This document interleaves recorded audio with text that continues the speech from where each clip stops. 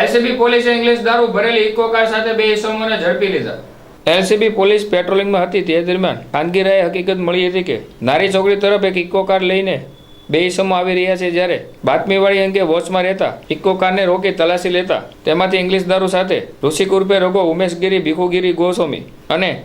અશોક કુમાર કેસરી નારાયણ પાંડે બંને ઇસમો પાસેથી ઇંગ્લિશ દારૂના જથ્થા સાથે કુલ રૂપિયા 1,62,370ના મુદ્દામાલ સાથે ઝડપી લઈ વર્તેજ પોલીસ સ્ટેશન ખાતે સોંપી આપવામાં આવેલ છે।